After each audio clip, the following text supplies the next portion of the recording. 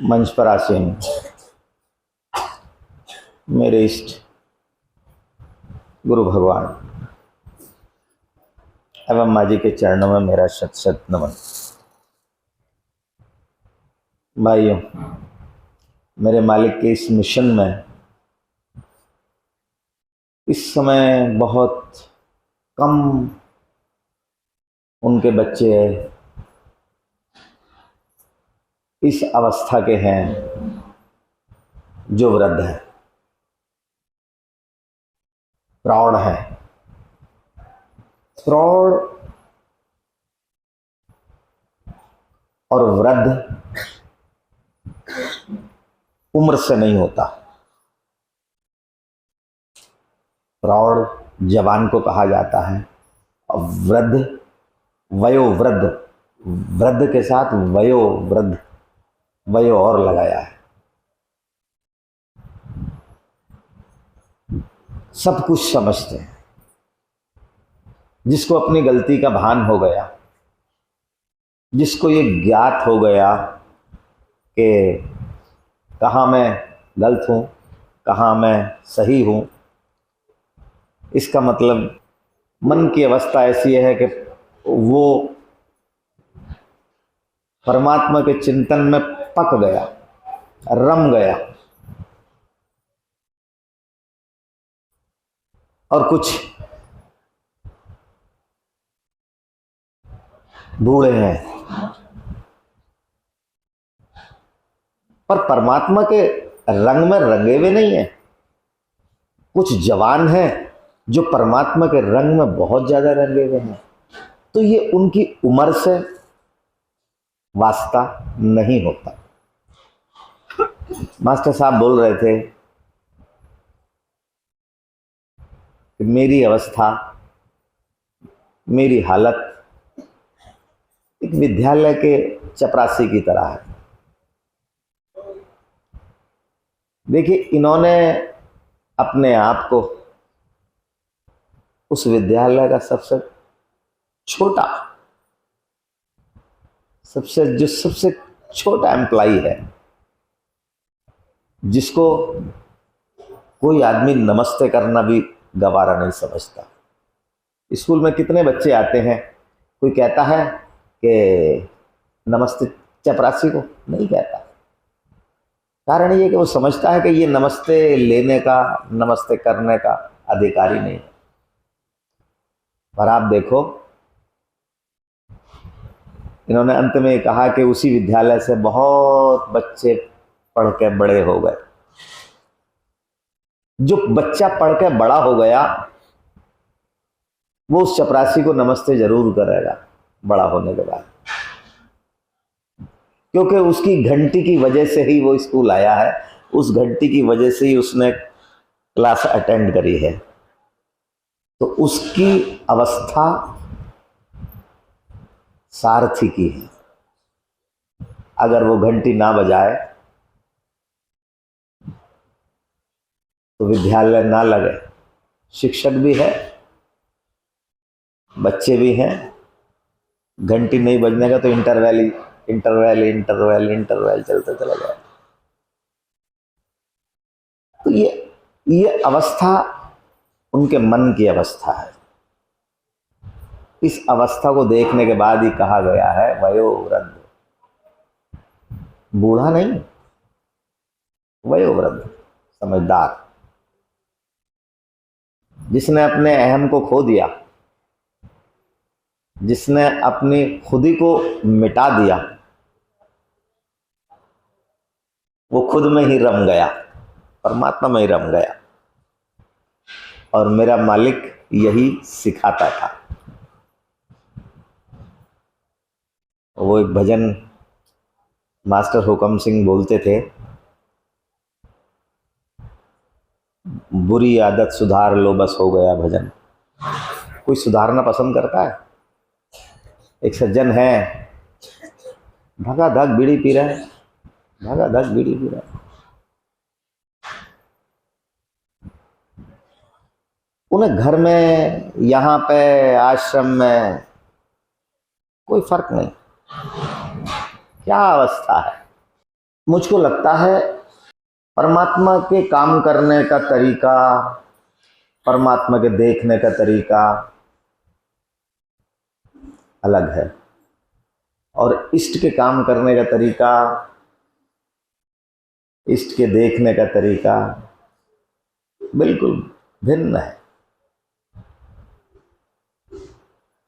परमात्मा ने जब ये दुनिया बनाई होगी तब उसने धर्म बनाया। एक अवस्था ऐसी वो देखता होगा कि सारी सृष्टि धर्ममय हो गई, उसको बड़ा अच्छा लगता होगा। फिर कुछ समय बाद उसको लगा कि सारी सृष्टि, सारी दुनिया अधर्ममय हो गई, धर्म का पतन हो रहा है, अधर्म बढ़ रहा है।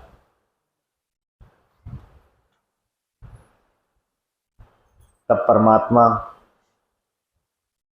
विवश होता होगा और विवश होने के बाद वो मनुष्य रूप लेकर इस धरा पर अवतरित होता होगा। भगवत गीता में जो श्लोक है ये सभी जानते हैं, यदा यदा ही धर्मस्य, है ना। इसका मतलब ही क्या है? इसका मतलब ये है कि जब धरती पर धर्म का पतन होगा और अधर्म का बोलबाला होगा, तब परमात्मा विवश होकर मनुष्य रूप धारण करेगा, मनुष्य रूप में अवतरित होगा और पापियों को गति देगा। उसके बाद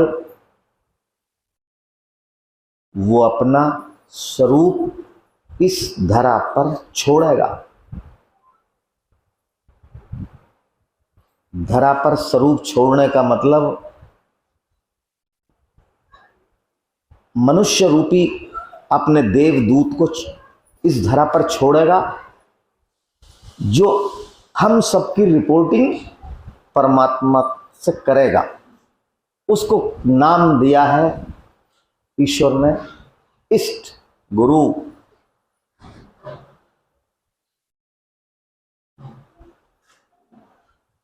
फिर जब वो देखता है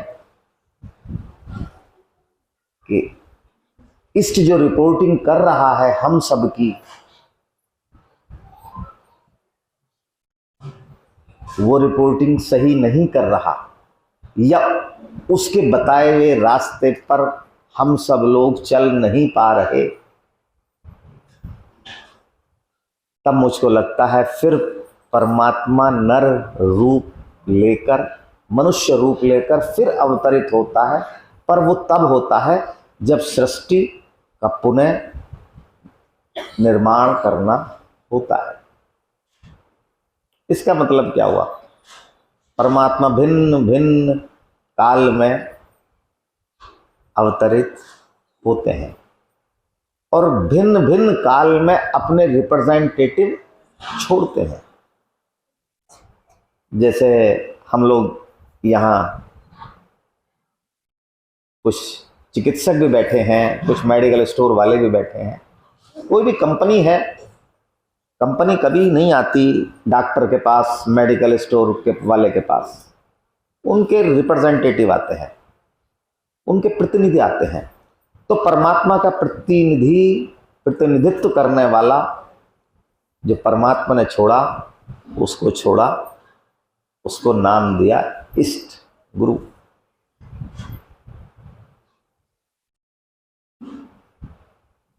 अब तब परमात्मा प्रकट होता है जब हम लोग हमारी रिपोर्टिंग हमारे इष्ट तक जो पहुंचती है वो बढ़िया नहीं पहुंचती है। मान लो क्लास का कोई मॉनिटर है, कोई बच्चा शरारत कर रहा है तो वो उसे डांटता नहीं, वो रिपोर्टिंग किससे करता है? क्लास टीचर से। पहुंचने के बाद वो कहता है कि ये सही काम नहीं कर रहा है। जब वो देखता है टीचर के इनका नाम मॉनिटर ने दिया है, तो पनिशमेंट किस किस को मिलता है? जिनका नाम वो रिप्रेजेंटेटिव देता है, वो मॉनिटर देता है।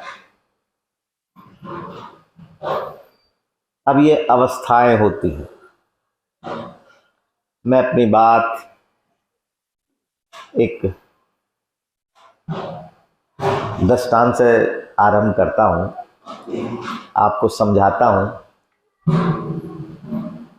ऐसा हुआ,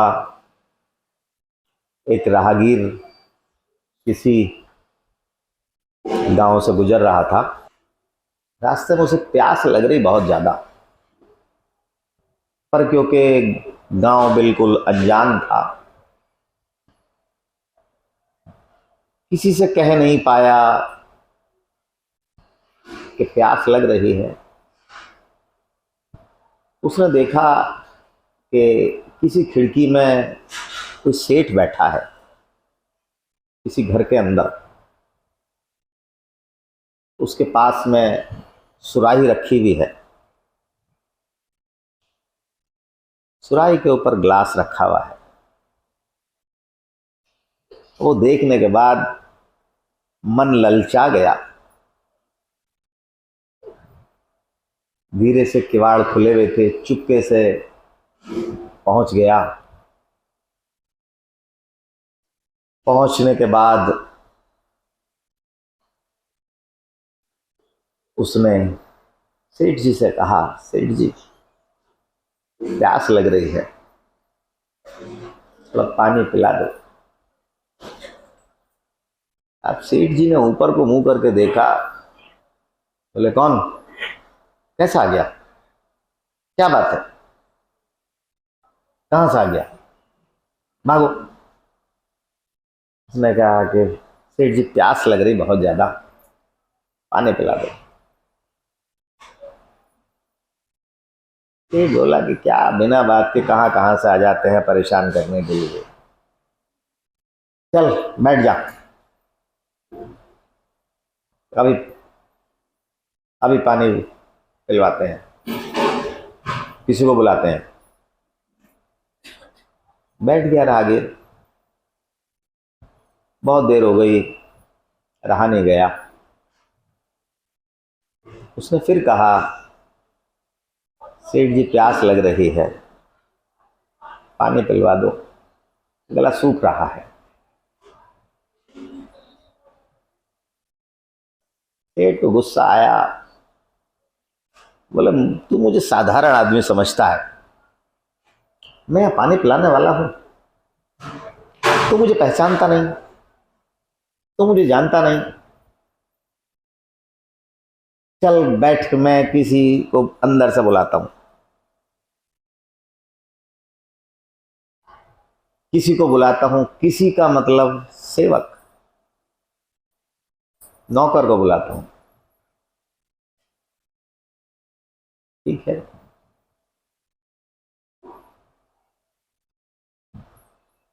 फिर बहुत देर हो गई। राहगीर बोला, सेठ जी प्राण निकलने को तैयार है, पानी पिला दो।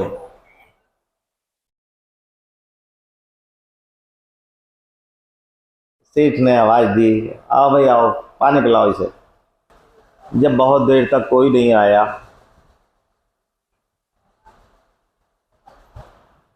राहगीर बोला कि महाराज, सेठ जी कुछ देर के लिए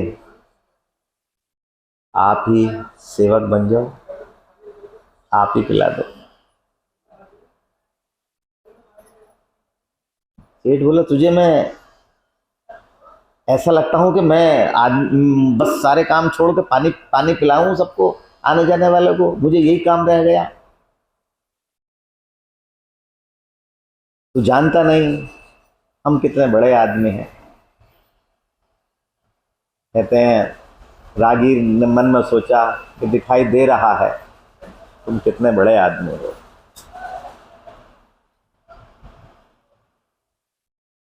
बहुत कुछ अवस्था अगर आप देखें, शायद हमें भी ये चीज मिल सकती है, मिल जाती है।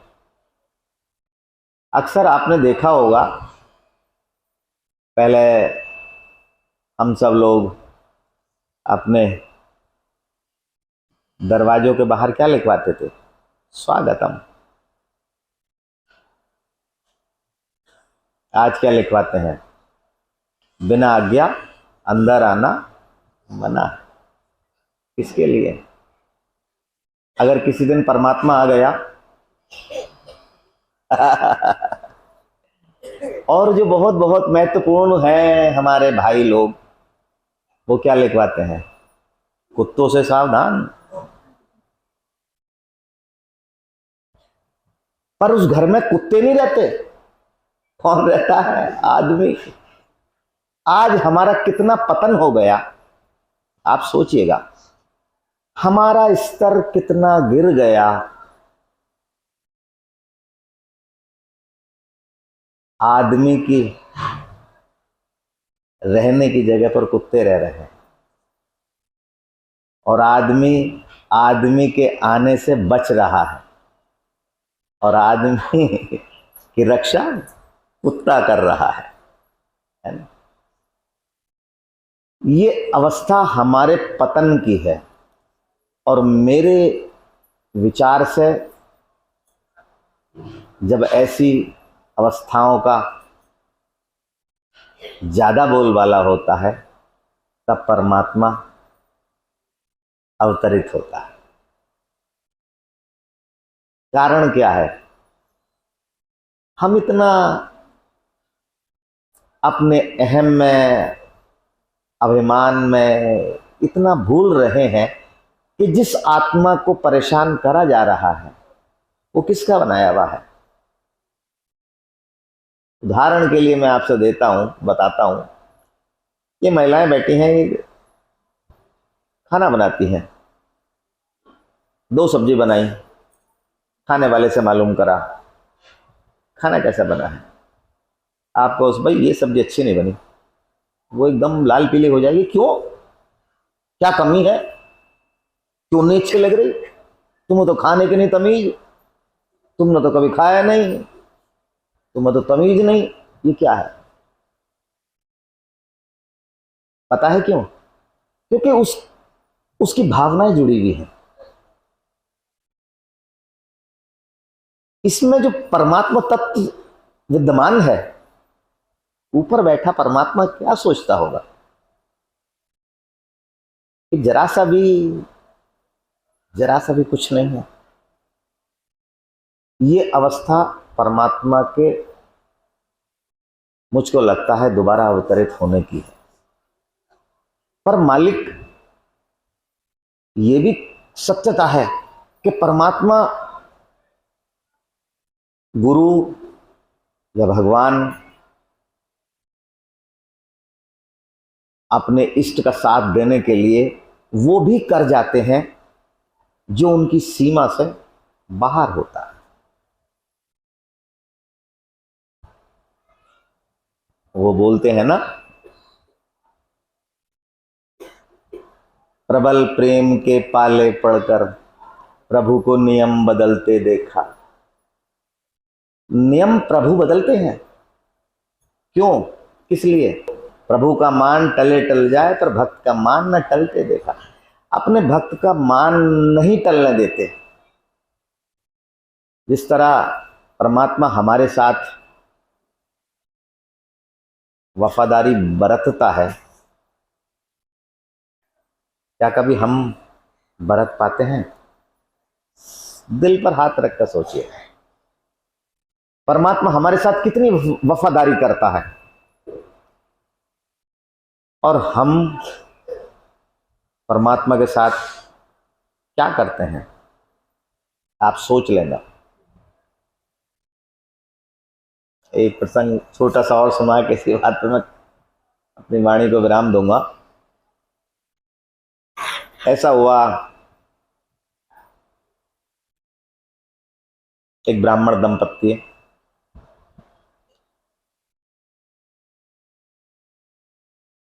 परमात्मा का बड़ा सेवक, परमात्मा का बड़ा भक्त, भगवान शंकर में अथाह आस्था, पर भाग्य की विडंबना ये कि उसके कोई संतान नहीं।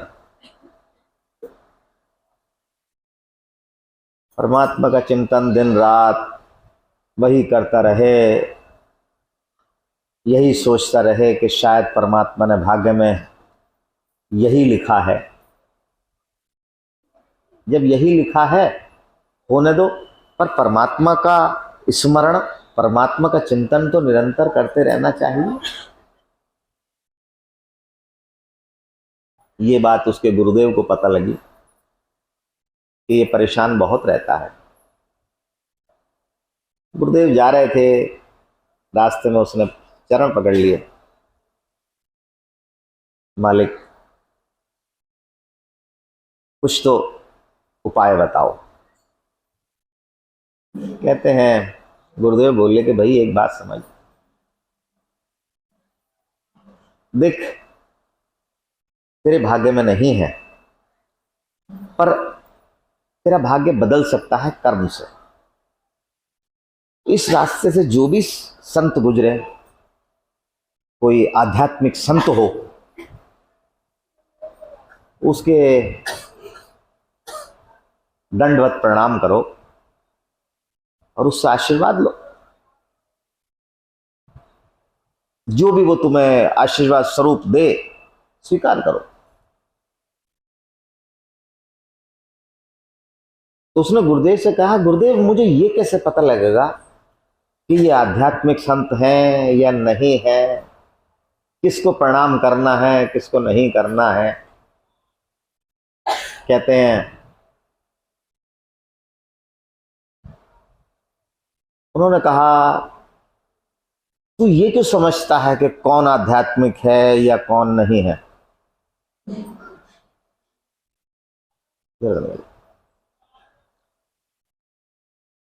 जो भी इधर से गुजरे, क्योंकि उसमें परमात्मा का स्वरूप है, परमात्मा का तत्व है, जो भी निकले उसे दंडवत प्रणाम कर, उसे यही समझ कि ये आध्यात्मिक संत है।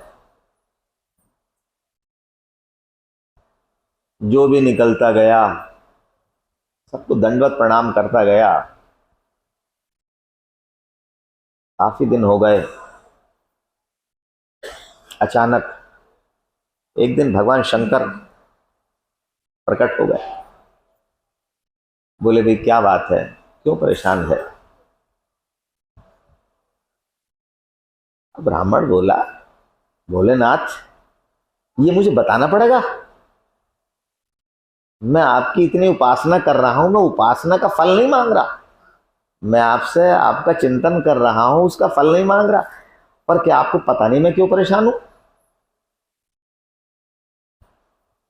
भगवान हंसे, भगवान बोले कि मैं तेरे मुंह से सुनना चाह रहा।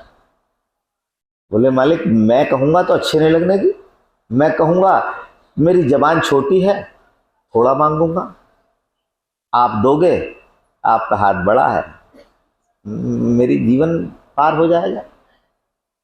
भगवान बोले कि तेरे संतान नहीं है, इसी से परेशान है। बोले, आपको लगता है तो ठीक है। बोले, पर तेरे भाग्य में तो है नहीं, क्या करूं? बोले, महाराज मेरे गुरुदेव ने बताया, सबको प्रणाम कर, कोई आध्यात्मिक संत आएंगे तेरी मौज आ जाएगी। तो मुझे ये नहीं पता कौन आध्यात्मिक है, मैं तो जो भी मिलता गया दंडवत प्रणाम करता गया। तो कहते हैं, भोलेनाथ बोले कि भाई देख ऐसा है, तेरे भाग्य में तो है नहीं, अब तू, मैं आ गया तो तुझे दूंगा तो जरूर, पर ये समझ ले कि पुत्र दो तरह के हैं, सुपुत्र और कुपुत्र, तू चाहता क्या है? कहते हैं, वो बोला कि महाराज मैं नहीं जानता सुपुत्र क्या है और कुपुत्र क्या है, आप बताओ, मैं उसमें से चूज कर लूंगा, चुन लूंगा। बोले देख, अगर कुपुत्र चाहेगा उसकी आयु लंबी होगी, पर वो सर्वगुण संपन्न होगा, सारे व्यसन में होगा, तुझे परेशान कर देगा, बीमार रहेगा, वो कुपुत्र होगा। और सुपुत्र होगा, उसकी आयु केवल 13 वर्ष होगी और तेरा नाम कर देगा, परमात्मा का चिंतन करने वाला होगा। तो बोले महाराज मुझे तो सुपुत्र दो। भगवान बोले पर उसकी आयु 13 वर्ष होगी, क्योंकि मुझे वनवास 14 वर्ष का मिला था तेरे लिए 13 वर्ष होगी। तो बोले ठीक महाराज। भगवान ने कहा ठीक है भाई, आशीर्वाद दिया, भोलेनाथ चल दिए। अब कहते हैं जैसे जैसे जीवन गुजरने लगा, समय भागने लगा,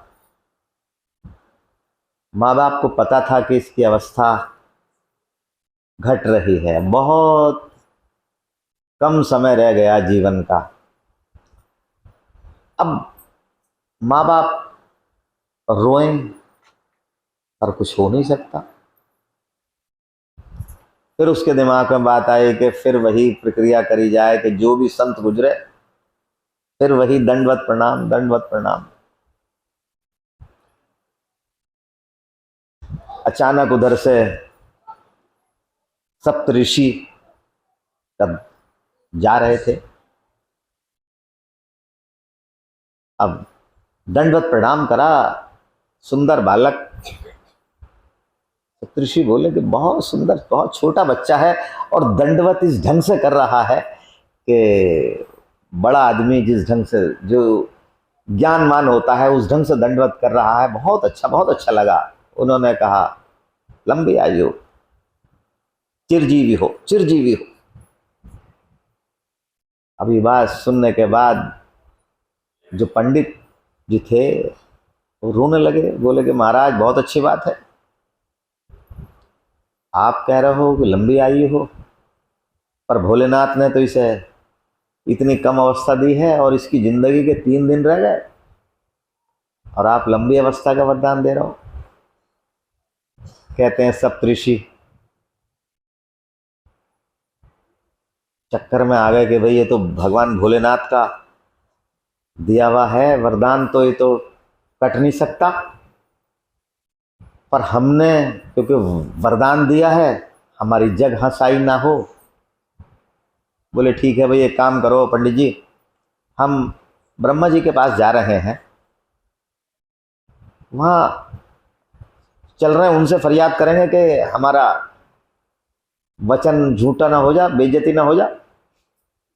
कहते हैं ब्रह्मा जी के पास पहुंचे, सबने हाथ जोड़कर नमन करा और बच्चे को साथ ले गए वो, और उस बालक ने जो है ब्रह्मा जी को दंडवत प्रणाम करा।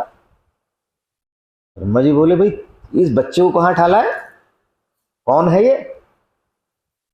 बहुत सुंदर है, बहुत बढ़िया है। उन्होंने भी आशीर्वाद दिया, लंबी आयु, चिरजीवी हो। सप्तऋषि बोले भगवान बहुत सुंदर है, आपने दे दिया, अब हम बच गए, हम बच गए। ब्रह्मा जी बोले क्या हुआ? बोले कि भगवान, इसे भगवान शिव ने आशीर्वाद दे रखा है और इसकी आयु के 2 दिन शेष हैं और आपने लंबी उम्र का वरदान दे दिया। ब्रह्मा जी बोले भाई ये तो बड़ा गड़बड़ हो गया भाई, मुझे, मेरा काम तो केवल जीवन देना है और अपने में विलीन करना भगवान शिव का काम है। मृत्यु के देवता भगवान शिव हैं। अब उनका दिया हुआ आशीर्वाद है भाई, कोई नहीं टाल सकता, केवल उन्हीं उन्हीं के पास शक्ति है। कहते हैं सप्तऋषि ब्रह्मा जी के साथ, उस बालक के साथ भगवान शिव के पास गए। अब वही हालत भगवान शिव की हुई। भगवान शिव बोले कि भाई मेरे पास तो यहाँ मनुष्य कैसा ले आए तुम। उन्होंने दूसरे ढंग से प्रणाम करा। उस बालक ने वही भोलेनाथ को दंडवत प्रणाम करा। भोलेनाथ प्रणाम के बाद आशीर्वाद भोलेनाथ ने भी वही दिया। ब्रह्मा जी बोले बस ठीक है, तुमने ही दिया, 13 वर्ष तुमने ही ये करा, अब तुम जानो, तुम्हारा काम जाने। हमारी अवस्था अब ये इतिहास में नहीं लिखा जाने का कि हमारा भी वचन झूठा हुआ। भगवान शिव बोले कि मैं मानता हूं ये मेरे ही दिया हुआ बच्चा है और मैंने ही इसे आशीर्वाद दिया है, पर मैं ये कहूंगा कि इसे रास्ता बताने वाला जो गुरु है वो गड़बड़ कर रहा है। वो ना इधर का रास्ता बताता और ना ये दंडवत प्रणाम करता और ना यहां तक ये आ पाता। बोले ठीक है, चलो अब एक काम करो, इस बालक को मेरे पास छोड़ दो। बोले भगवान एक ही दिन है इसकी आयु का।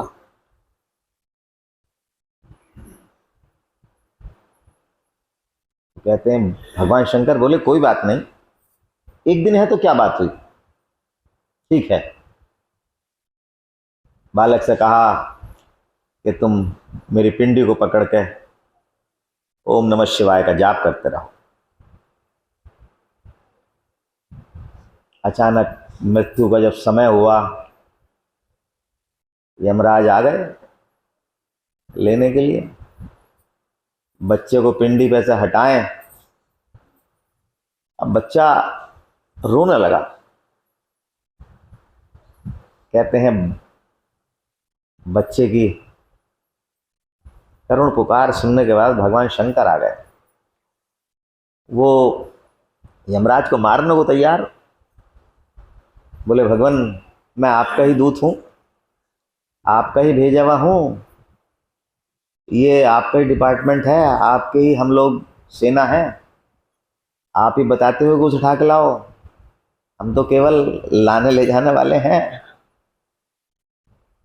आपने ही तो लिस्ट दी थी कि इसका समय आ गया और आप ही अब मने कर रहे हो और हमें मार रहे हो, हमारी क्या दोष, इसकी तो अवस्था हो गई भगवान। तो कहते हैं भगवान शिव ने कहा कि इसे ये बताओ कि वरदान किसने दिया था, तुमने या मैंने। बोले आपने। बोले आपको पता है कि मेरा एक दिन कितना बड़ा होता है, कितने दिन का होता है। बोले कि ये चारों युग निकल जाएं, द्वापर त्रेता सतयुग कलयुग, ऐसे ऐसे 1000 युग अगर निकलेंगे तब मेरा एक दिन बनेगा। बोले इसके पास अभी एक ही दिन है, तुम्हारा दिन और मेरा दिन बहुत बड़ा है। कहते हैं कि आज भी वो ध्रुव तारे के नाम से प्रचलित है, आकाश मंडल में है। तो ये आपके इष्ट ही जो हैं, गुरु जो ही जो हैं, वो अपने भक्त को तारने के लिए ऐसा रास्ता बताते हैं कि जो ईश्वर की इच्छा के भी अनुरूप नहीं होता, ईश्वर भी नहीं चाहता है।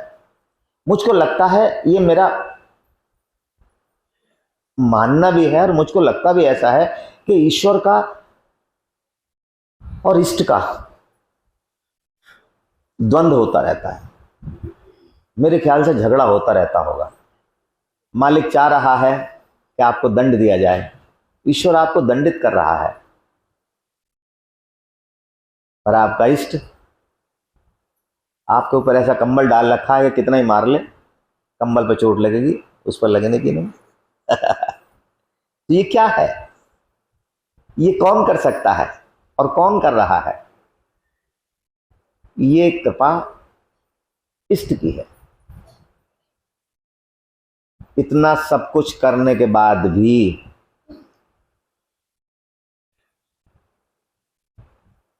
आप सच्चे मन से सोचिएगा, क्या हम अपने इष्ट पर समर्पित हैं? ये शब्द बड़ा छोटा है, आप मान कर देखिएगा, सोच के देखिएगा। कारण यह है कि हम लोग इतने स्वार्थी हैं, उसमें मैं भी हूं, मैं कोई अलग नहीं हूं। हम लोग इतने स्वार्थी हैं। हम लोग, देखो मैं एक उदाहरण दे रहा हूं, मैं भी हूं उसमें। 100% आदमी उस लाइन में, उस लाइन से इधर इधर है, उधर कोई नहीं है। अभी आरती होती है, आप लोग जागरण में जाते हैं, भगवत कथा में जाते हैं, भगवान सत्यनारायण की कथा होती है, आरती होती है, या अपने मालिक की आरती होती है। हम लोग जेब में से पैसे निकालते हैं, 100 का, 500 का, 50 का, 20 का, 10 का। अब देखते हैं 10 से छोटा नोट है या नहीं है? वो देखते हो सिक्के हैं, सिक्के, और देखो हो 2 का सिक्का हाथ आ गया, 2 से नीचे नहीं है। क्या देना पसंद करते हैं? पता है क्यों? क्योंकि हम लोग स्वार्थी हैं। ये बताओ कि हमारी जेब में पैसे किसके दिए हुए हैं? परमात्मा के है ना। क्या वो पैसे का भूखा है? आपका बच्चा नौकरी लग गई, शायद कोई माँ बाप की इच्छा नहीं है कि वो अपने बच्चे की सैलरी ले। क्या करनी उसे सैलरी? माँ बाप ही कहेंगे तू खुश रहे यार, मुझसे अगर चाहता हो तो ले लेना, तू अपनी सैलरी अपना आप रख, मुझे कोई मतलब नहीं। क्यों? कभी वो माँ बाप की इच्छा नहीं होती है। इष्ट की इच्छा ये नहीं होने की कि आपसे कुछ धन की इच्छा करे, आपसे कुछ इच्छा नहीं करने का। जिस चीज की आपका इष्ट आपसे इच्छा करता है, उसमें हम लोग गड़बड़ करते हैं। आपका मालिक आपसे कहता है, वो यही चाहता है कि आप उसके साथ वफादारी बरतें, आप उसके साथ केवल चिंतन करें। आप एक बात समझिएगा, जब मेरे मालिक यहां ध्यान में बैठते थे, आज वहां बैठते हैं, जो उनसे जुड़ा हुआ है वो क्या कामना करते होंगे कि सुरेश बैठ गया, रमेश ने बैठा, महेश सो रहा, राजेश खेल लिया, वो टीवी देख रहा, अब हो तो सब मेरे, बैठो पूजा में। पर नहीं, हम लोग चाहते तो बहुत कुछ है कि गुरुदेव 10 बृहस्पति हो गए, भैंस दूध नहीं दे रही। एक महिला है मेरे से, उसका यही कहना है बेचारी का, 15 किलो दूध खिलाया था गुरुजी, 3 किलो पर रह गई, क्या करूं, 80,000 की थी। अब क्या, मैंने उससे कहा, मैंने तो 80,000 मुझसे ले ले, मेरा पीछा छोड़। वो मूर्ख महिला मेरे परमात्मा का की कीमत 80,000 लगा रही है। वही कबीरदास वाली बात, डूबा वंश कबीर का, उपजा पुत्र कमाल। ये पुत्र कमाल की तरीके से ही है। देखो मैं फिर आपसे कहता हूं एक बात, ये चिकित्सालय जो है जहां बैठे हैं, ये चिकित्सालय है। आपके तन में कोई दिक्कत है, शरीर में कोई दिक्कत है, उसके लिए डॉक्टर बहुत। आपके जानवर को कोई दिक्कत है, उसके लिए डॉक्टर बहुत। यहां मन की चिकित्सा हो रही है, आपके मन को ही तो बदला जा रहा है, तो मन की चिकित्सा हो रही है। या मैं किसी के हाथ पैरों की हड्डी ठीक करता फिर रहा, नहीं कर रहा ना। ये जो यहां से आपको दवाई दी जाती है, कभी सोचा है क्यों में दी जाती होगी? जब मालिक का खाता अलग है और मेरा खाता अलग है, मैं अपने खाते में से निकाल के मालिक के बच्चों को देता हूं, कभी सोचा है ऐसा क्यों है? केवल इसलिए है कि आपका शरीर अगर कुछ रोगी अवस्था में होगा तो आप परमात्मा का चिंतन कम करेंगे। आपने कहा कि बैठा नहीं जा रहा परमात्मा के चिंतन में, ले भाई ये गोली खा लिए, ठीक ठाक हो जाएगा। ठीक ठाक हो जाएगा खेलने के लिए, हंसने के लिए, सोने के लिए नहीं है, इसलिए है कि परमात्मा का चिंतन कर। मैं मूर्ख हूं, अपनी जेब के पैसे आपकी जेब में डाल लूंगा, इसलिए डाल रहा हूं कि आपसे परमात्मा का जो ड्यूटी है वो निभाना चाह रहा हूं, क्योंकि मैं आपका केयर टेकर हूं, देखभाल कर रहा हूं। कोई बच्चा अगर क्लास में कमजोर होता है तो उसका शिक्षक उसे एक्स्ट्रा कोचिंग देता है। क्यों? कि बच्चा एग्जाम में और वो बच्चों के मुकाबले फेल ना हो, कम नंबर ना आए। पर हम लोग चीटिंग करने के शौकीन हैं, चीटिंग करते हैं, परमात्मा से भी चीटिंग करते हैं। ये बढ़िया नहीं है, बिल्कुल बढ़िया नहीं है। बहुत मेरे मालिक के भक्त नए हैं, मेरा आपसे विनम्र निवेदन है, प्रार्थना है, आदेश है,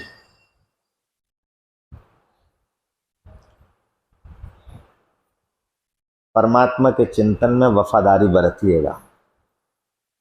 ये समझ लो, जिस तरह बच्चे को पास केवल उसका शिक्षक कर सकता है, उसी तरह इस जीवन की भवसागर से आपको जो जीवन की गाड़ी को पार कर सकता है, सुख में पार कर सकता है, वो केवल इष्ट पार कर सकते हैं। ईश्वर भी कहता है कि तू मेरे रिप्रेजेंटेटिव के पास जा, मेरे पास क्या है?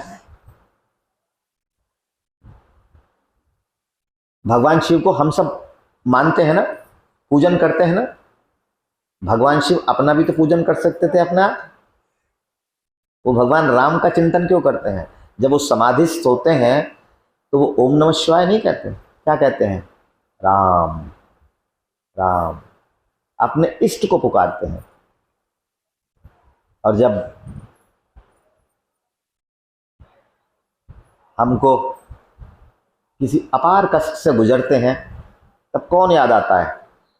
जिस पर सच्चा विश्वास होता है ना। मान लो आपको पैसे की जरूरत पड़े तो आप अपने सबसे धनी मित्र का दिमाग में नाम आएगा, ओहो यार वो दे सकता है, उसके पास चल रहे हैं। वही अवस्था पर आपके इष्ट की आपके साथ है। जब आप कष्ट में होते हैं तो आप क्या कहते हो कि मालिक अब तू जान, तेरा काम जान, मैं थक गया।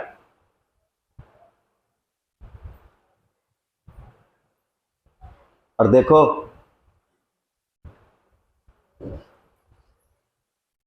मालिक हमारी कैसी रक्षा करता है, कैसी मदद करता है।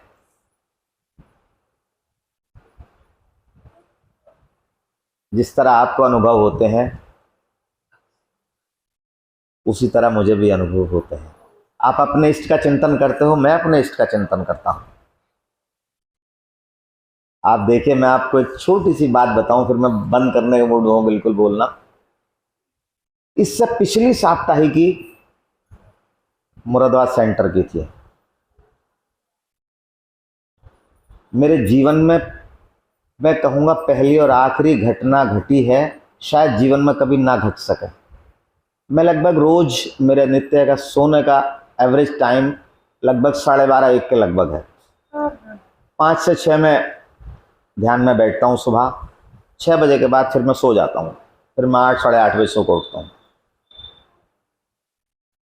अचानक ये हुआ कि मैं 1 बजे के लगभग सोया। मुझे स्वप्न दिखाई दिया, बाबूजी मुझसे कह रहे, उनका वे ऑफ टॉकिंग मुझसे जैसे दोस्तों से होती है इस तरह, मुझसे कह रहा है, तो उल्लू के पट्टे तू सो रिया।